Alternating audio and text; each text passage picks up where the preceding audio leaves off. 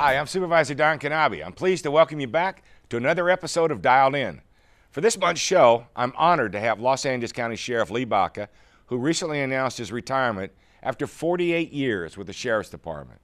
It was a surprise announcement for many of us. So we'll talk to the Sheriff about what led to his decision, what he sees as his legacy, and what lies ahead for him as well as the Sheriff's Department. I hope you enjoy the show.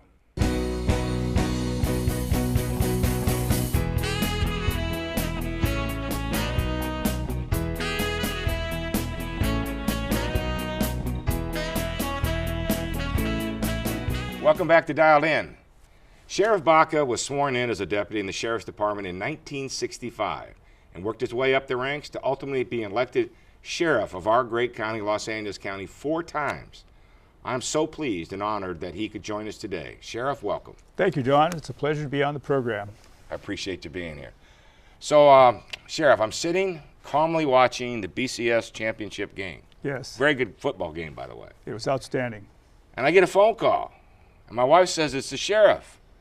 And you surprised a lot of us, obviously, with your decision. I did. To retire and not to seek re-election. So, you know, I talked to you over the weekend. Not much happened. We talked about the commission, a lot of other things going on with the department. I know you had to be thinking about it. So what sort of brought it to the forefront to make that decision? Well, that's a very good question. I thank you, Supervisor, for your great leadership and your mentoring of me throughout my 4 terms. I felt simply that my tenure from my age of 72 to 76, if I were to run again, would not be a wise thing for the future of the department. I mean, I've done a lot, and I'm proud of it, thanks to your help and other board members' help, and we've got a great county. But I couldn't see myself as a sheriff from 72 to 76. It was just as simple as that there are talented people that could run and make a real race out of this. I think that my lean up to it was that I was raising a lot of money, but we needed a change. And I felt the future of the department was more important than mine. Well, that's sort of been consistent along with the way you feel that the department's more important than yourself. You know, the issue being, I think from my perspective as a member of the Board of Supervisors now put in a position where we have to do the interim sheriff kind of a situation, is the fact that you made that decision early enough so that good candidates could file. I think people don't understand. You could have waited till the last minute of the filing period and then given people only 5 days to file for election as sheriff of Los Angeles County. So many of us out there appreciate the fact that you made the decision early enough so that, you know, again, you put the department ahead of yourself by making that decision. You know, it was an interesting thing because, you know, as the members of the media like to connect dots, like to do a lot of different things, and sort of felt and trying to do the story that you were being pushed out by the Board of Supervisors. You know, and I know, as being a member of that, there was no such issue. There was never any conversation about you not running or you not doing your job. That decision was all yours. So I think from our perspective anyway, I think I've always wanted to make it clear, and I have in my interviews, that no, it was your decision. You decided that you wanted to retire and move on. So as we look back, 48 distinguished years of service. And obviously the forefront of the issues right now, the jail and the commission and all the other kinds of issues. But maybe you could talk a little bit about what I think a lot of us are proud of, the wraparound services that you felt so strongly about, not only before you were elected sheriff, but since you've been sheriff 4 times. Well, as you know, Don, being a public servant yourself, the county and the Sheriff's Department combined are one entity in terms of governance. We work together closely. I felt that the public should be more involved with the Sheriff's Department. So we brought in a lot of people, 4,300 volunteers, 900 deputy sheriff reserves, and we also reached out to the ethnic groups, the immigrant groups, people who had a dream coming to the United States. We are, as a county, the epicenter of humanity. We have all races, all religions, all ethnicities, all languages, and we are at the lowest crime rate in 40 years. And what better time for a sheriff who's been around as long as I have to exit? Well, I know you're exiting, and I know you're going to retire at the end of the month, but I'd like for you to discuss, you know, you had a vision on recidivism, mental health issues, public health issues, and some of the things that you were very innovative about. Maybe you could talk about those briefly. Well, let's talk about the recidivism. Let's talk about the jails. You know, the jails are a very fragile place, and they have people in there who are depressed, have anxiety, have mental issues, and it's like a place where difficulties can be expected. But when you get down to how to get things moving in the right direction, I think that people that come to jail should be educated if they've dropped out of school. And about 60% have dropped out of high school, which is a very difficult place to be in life. So we brought in 3 charter schools. We brought 3 tattoo removal machines because of demand to remove tattoos. We have programs that are designed to acquire the high school diplomas, and we do graduations. But in the reform of the jails, the culture is the big thing that I want to change. The culture was essentially they're inmates, we're deputies, we don't trust each other, and that's not good. So we have 8,000 inmates as students in the program. Every jail is being managed with the educational component within it, and we have town hall meetings with the captains so they listen to the inmates about their concerns. So we're not getting ourselves too far separated from the fact that we got to get along, we got to do productivity with this. And the bottom line, and there's a longer explanation of this, is that we have the lowest violence in the history of the department when it comes to the jails. All that I wanted to do, and I've done it, and that's another reason why I feel comfortable about the retirement. And I think, you know, as you know, with a department the size of yours, the largest sheriff's department in the country, you're going to have a few bad apples.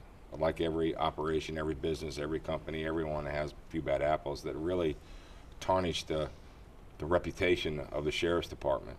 And I know that the men and women on the street feel that very strongly right now. I mean, in talking to me and seeing that and being out and around, I mean, that's, you know, are we going to come back? Are we going to come back? So that's a huge issue. How do you, like going into the future, how do we get that reputation back that was so strong and so positive about the sheriff's department? Well, the reputation is very strong now in our patrol stations where we're most visible in the communities. We have community advisory councils for the unincorporated area. We have 42 contract cities, 43, I'm sorry, that are serving about 2 million people within that governance. We have a lot of accountability of those city councils. Your district has the largest number of city councils. My captains are very well tuned into the local governance there. Our transit system is monitored by a Metropolitan Transit Authority, which you are on as well. So we have accountability streams. Even our community colleges are doing very, very well. So in the context of the policing side and the public safety services, we're doing great. The jails need to be fixed. We've done that. We've hired, thanks to the board, Assistant Sheriff Terry McDonald, who's doing the reforms in the jails, and there's many of them, much more than I have time to speak about. So we've done a lot of wraparound. The Jail Violence Commission was outstanding. I've adhered to all of their recommendations. So I think that where we are today is in a great place, and we get great support from our various communities, no matter what the ethnic or racial mix is. And so when you look back, I mean, obviously there was a time and point that we tried to work through all these problems together, and it seemed that it was sort of disjointed, and we had a commission. We had to form a commission. They seemed to be, I was just sort of interested, we've never had this conversation before, what your thoughts were on the commission. They seemed to be very fair, very understanding, very tough on you guys as far as the testimony and the questions that they ask. But they did seem to be fair in their approach. I mean, what was your thoughts? Oh, I agree. The commission came up with some remarkably intelligent recommendations. And of course, they interacted a lot with my staff and myself, and I was interviewed, and I offered suggestions to them. And what I was happy about is they took some of those greater suggestions to do the proper reforms. We formed a new training bureau for custody division alone. And I created the first force prevention policy of any jail in the United States because I thought that there was too much overutilization of force when you didn't have to. Was that because of the lack of trust between the prisoners and the deputies? I think it's a combination of that, but it's also that young deputies come to the jail have fears. And if their culture is to watch out for everything you're doing, you're going to be in the middle of a situation before you know it, you're using force that may not be necessary. and there's a process that they need to be taught to be patient and talk down the situation, get a little help, get your supervisor over there. And of course, with the new cameras in the jails, which thanks to the Board of Supervisors we've fully installed, we have a better system operating in the jails, and the violence with the inmates, the 8,000 in classes, is non-existent. The others, a little more problematical, but it's still a record low. Well, I mean, all someone has to do is take a walk through Central Jail or, Central Men's Jail or Twin Towers, and if you look at the situation just as an observer, not knowing anything about it, those deputies, one, I'm not sure what the count is, but you seem like there's a lot more prisoners than there are deputies in the jails. And I imagine for a young aspiring deputy, it could be a very, very difficult, first look at. So wait a minute, I'm sort of overwhelmed here. What if I get stuck by myself? So the training becomes the important piece of that, the talking down. Is that correct? Yes, the training is very valuable. Plus the exposure now with education-based incarceration is that we have a lot of people that are deputies teaching these classes, and the program was founded by deputies. But we have over 1,000 volunteers coming into the jail, 300 ordained clergy are coming into the jail. So it's a village atmosphere now, and the town hall meetings that captains are holding are important to make sure that things don't boil over. The town hall meetings being within the various sections of the jail, is that correct? Yes, the 7 jails have a captain that will weekly meet with inmates, and they meet with about a total of over 30,000 inmates a year. So this is done to keep ourselves informed as to where the problems are in the jail, no matter what part of the jail we're talking about. So the response, has it been good? Do the deputies seem more involved by them teaching the classes, or, how does this all coming together? It seems to be simmered down. Obviously the front page issues we're dealing with now are from situations 2, 3, 4 years ago. Right. But it seems to be coming together. Yes, that's the whole point of the cultural shift that I was looking for, that there are constitutional rights that the inmates have, and we have to honor all of them. A lot of the things are small things, not having enough phone time, not enough visiting time. So we're looking at ways of bringing more technology into the system so we could have distance visiting, so that computers could be installed and then visitors could go online, and then we have secure communication. Visitation by Skype? That would be it. Yeah. Exactly. Good idea. Well, we're going to take a short break, and we're going to come back with the sheriff and talk about some other things, his future. I'll talk about the many great things he's done in the past, and just thank him for his service to this great county. When a child is born, it should be the happiest time in one's life. But for some, it's just too difficult to handle. Think before you do the unthinkable. There is an option. Don't abandon your baby.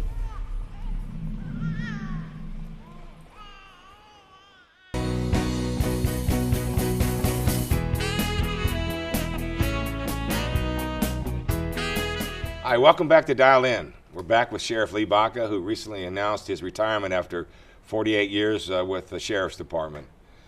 Sheriff, you worked your way up. Worked my way up, deputy, sergeant, lieutenant, captain, commander, chief, and my dear friend Sheriff Sherman Block appointed me to chief. I'm sorry. In fact, over the last several years, and particularly since your tenure as sheriff, there's been a considerable drop in violent crime in Los Angeles County. What do you think led to that? That's one of the great success stories of our county. We are the safest county in the state of California, and we have the lowest crime rate, ironically, of all the counties in the state of California. I think the reduction of violence is multifaceted. One, we have social media now. Now, this may not be the full answer here, but it's a little bit of it. People are talking more to each other. And when people talk to each other, they find better solutions to whatever their issues are. And the people who are involved in gangs, we've done a great job in focusing there. They're the most violent. And we've dropped that gang murder rate down to a new historic low throughout the whole county. So violence is from that area on the reduction side. But when you look at the way people are interacting with each other, it seems to me that there's less violence overall for the reasons that society is, quote, doing a better job at policing itself. But then we know how to pinpoint violent criminals with the sophisticated computer systems. We have an all crimes unit within the Sheriff's Department. This does nothing but crime analysis, and we get it out to the radio cars. And thanks to the Board of Supervisors, this is a big one for the board, we put in new computers in our radio cars that have GPS in them, have all crime information that's available to the men and women in the radio cars. And we were able to use strategic forms of analysis to put our radio cars in the places where we think the violence would be the greater part of the problem. So when you look at technology, you look at ways of dealing with the radio car deployments, and that you have a society that is more responsive to itself within families and in the communities. And our presence out there has been always very, very strong in the Sheriff's Department. You always see radio cars. I think it's a combination of all that. Well, and I agree. You know, one of the things I know, this new computer system that are in the cars right now, they were showing me an example of where, you know, let's say deputies are in pursuit of an armed robbery. Right. And the gentleman, the bad guy, throws the gun out. They used to have to still chase and then come back and think they know. Now they can hit their computer and I can identify the location, continue their pursuit, and then come back and find the evidence. I mean, those are the kinds of things. I think the other thing too is when you say self-policing, one of the big things I think in the county, and the board's been very supportive of this, and the Sheriff's Department with their tracking system as well, is a reduction in graffiti.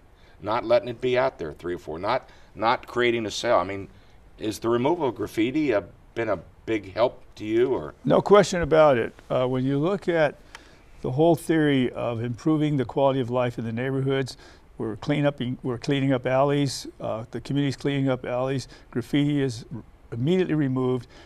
We do have cities, though. It's interesting, when you look at the whole county, 88% of the population in the county lives in incorporated cities, and the other 12% is in the unincorporated area.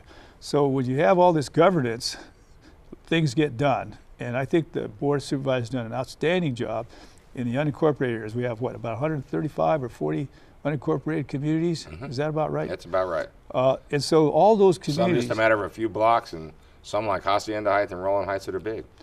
And so that's the telling of the story, that people that are in these leadership positions who are elected as Board of Supervisors or independent cities, city councils, mayors and the like, are far more engaged in the world of public safety. Well, I think that's good. So we've done a lot of good things, and I appreciate the compliments to the board and also to, you know, mayors and city councils out there to do a good job. So we're going to mix it up a little bit here. Obviously, we have the jail situation, which has been on the forefront. But another big issue and a big problem going forward, and continues to be, is when you're working so hard to reduce crime, reduce violent crime, do all the kinds of things that you're doing, now we have an issue called Prop 109, which is where the state is releasing prisoners back into the counties. Yes. Obviously, the County of Los Angeles is the largest. We probably get the most. We know we get the most. Great place to hide. I mean, what impact? Here you've got this side of the table that you're operating. You're running your Sheriff's Department. You're training. You're doing all the kinds of things. Then all of a sudden, you're doing a pretty good job over here. We have more bad guys in the communities. What happens now? Well, let's look at some of the trends here, and I agree 100% with what you've said. We right now have about 6,000 AB 109 prisoners in our county jail. How many is that? 6,000? 6,000. If we didn't have that 6,000, the jail count in the county population would be about 12 to 13,000 inmates, which would be an all-time record low for our county. Because at one time we were up to 23, 24,000, correct? That's correct, about 15 years ago or so. But the key to the point is that the new requirement of housing AB 109 inmates is being done, and we're doing a good job at it, but it has to stay at 6,000. It cannot go much higher than 6,000, because then we're going to hit the ceiling from a 19,000 number of inmates in our jails. It'll end up being 20,000, and we can't go higher than 20,000. So where we are is that for every month we track how many get sentenced into the jail system and how many are released every month because they've served full sentence. And the amount of exchange between the two is running right around 600 a month. And so that's how we track whether or not Net we're gain or net loss? both. You see, it's balancing out. So 600 come in, 600 get released. So that allows us to stay flatlined on the exchange of numbering of inmates coming in, number of inmates going out. I think where we are now with this education-based incarceration, I didn't mention earlier, is that the recidivism for the people in classes is about 35%, and it's going to go down. So 2 out of the 3 stay out of jail for the future. 1 comes back of 3 inmates, 1 out of 3. So what we're hoping for is that the ones that come back, we're looking at them, they're not AB 109 necessarily, but there is a lot of drug problems with people in crime, it seems. And so they're coming back in with some drug issues. And that is one of the things we need to focus more on the jail is drug recovery programs. Right, and you worked very hard at that. I mean, with the mental health issues as well. I mean, I think the problem we all see is that somehow that starts to have to be a mandated solution. Although we know that the complete clean therapy is not going to work unless the individual wants to be rehabilitated. But there are a lot of drug issues that you have to deal with inside your system. And what kind of programs have you set up over the years to deal with that? Yes, well, we have a drug recovery center within the jail system. We have a number of inmates who are in full recovery, but getting reinforced so when they get out, they don't re-engage in the use of drugs. But the nature of that problem is it's a long-term fix. You know, in a jail, you're prohibited from using drugs, obviously, unless they're on a prescription basis. But I think that this is the most vexing thing from the standpoint of kicking the habit. But we do have outside connected resources that we try and send these inmates to so they're not just going straight out on the street. We haven't even talked about the homeless and the mentally ill at this point, but all those are converging responsibilities in the most complex jail system in America, the most innovative jail system in America, and we're not leaving anyone out from what we can do to make their life better. And just becomes a matter of resources from time to time and what those priorities are. You talk about what we know, the 600 in, 600 out, 6,000. What about the absconders? That seems to be the most labor-intensive and expensive piece of Prop 109. You know, they're supposed to report to us, and sometimes they don't. So you're chasing a lot of people, right? Yes. Trying to find them. I mean, that's the other side of this issue. It's a very expensive issue, correct? It is, and what we have is we're working closely with all the police departments, and we have the great LAPD that has about 150 officers committed to the absconder program, as well as making sure that people are adhering to terms of parole. So we have a process where we check on people that are not reporting in. The probation department is very tied to what we're doing. We are working on having all the information in our computerized radio car terminals so that the deputies know who they're stopping and knows what their status is. And so the criminal history and all the status with parolees is in the computers within the radio cars. We discussed something the other day at the Countywide Criminal Justice Planning Committee, which brings all the public safety and law enforcement agencies throughout the county together. This new issue of the warrants coming up on the computers with facial, I mean, an amazing step for law enforcement to be able to access in the car. There's no doubt. You know, if you were driving a radio car as a deputy sheriff, you could punch up that screen of a particular person on parole. It'll tell you everything about the individual, including the photograph, and it allows for the deputy to know what the status is of the individual and whether or not they should be not out on the street after midnight or those sort of things. So it's really an amazing convergence of new technology. The police officer and deputy today is much more trained and much more prepared to deal with complex information systems that didn't exist when I started in 1965. Right, there was no social media when you started in 1965, and I think social media has been that tool that has taken it to the next step to allow the transformation from people talking to each other to a tool for public safety. Let's talk about legacy. Yes, sir. I know 48 years, long time. You've seen a lot. The department's changed a lot. Law enforcement's changed a lot. We just talked briefly about that. What are some of the legacy issues that you would like to be remembered for? Well, first of all, I expanded Sherman Block's Youth Foundation outreach to children at risk in troubled neighborhoods to 14 youth centers. We reached 40,000 children in not only their grammar school classes, but in our youth centers. We have a robust community involvement system within the Sheriff's Department, volunteers on patrol being another one. We believe that our advisory councils and our interfaith council, you see, I believe that there's another police department out there besides good citizens and families. It's called faith. That people who of our faith are certainly doing a better job in managing themselves because they have a little extra help. And we all need help. I mean, life is not simple. No, it's not. It's very complicated. And so that helps people do their best to stay out of trouble, and it keeps families tight-knit together. So when I see a legacy thing, it's that people care. I care about people, no matter what their issues are, homeless, mentally ill. The idea that people come first is something that I will pride myself in way into my retirement. And I'm still going to be involved with Salvation Army. I still have connections to the Skid You're not going to Row. ring a bell, are you? Well, I might ring a bell. You might see me ringing a bell looking like That's Santa Sheriff Claus. Baca, you know. He's over there being Santa. Regrets.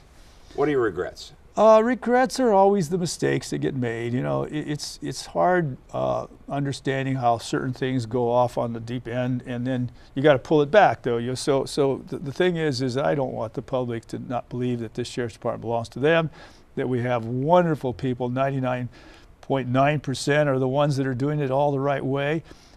We have great core values that are tied to the Constitution, Bill of Rights, Civil Rights, and Human Rights. We have a lot of value-based activities in the organization, but those are the positives. The regrets are some of the mistakes that got made in the jail. Certainly I've made some mistakes myself in not seeing things quick enough, and I believe that Supervisor Molina was correct. You know, I trusted people probably a little too much, but I can say that the other 95% plus of my managers were doing an outstanding job, and I'm proud of them. Well, I will tell you, 48 years of service to this great county, the largest county in America, managing and running the largest sheriff's department in America. We've all had our ups and downs, politically, dramatically, press, media, whatever it may be. But I think you need to be proud of your service to this great county and 48 years of your life to the best sheriff's department in America. The programs, whether it's the mentally ill, the homeless, the drug rehab, there's a lot going on that people don't understand, don't see it day to day, and that's, you know, one of the reasons that sometimes it gets blown out of proportion because they really don't understand the backstory. That's true, and I'll also add in the LESD University of 20 universities tied to the Sheriff's Department employees as well as the rest of the county, and that is that all of our deputies should go back to school if they've dropped out of college. I went back when I dropped out. And you've been very supportive of that over the years. So. Education counts. Education counts, absolutely. We talked about that earlier. You can't get the most basic job in the world, flip a burger, whatever you want to do, if you can't read. Exactly. But Sheriff Lee Baca, thank you for being on the show. Thank you for 48 years of service to our Thank you, county. Don. It's an honor to have served. Thank you. Bless you.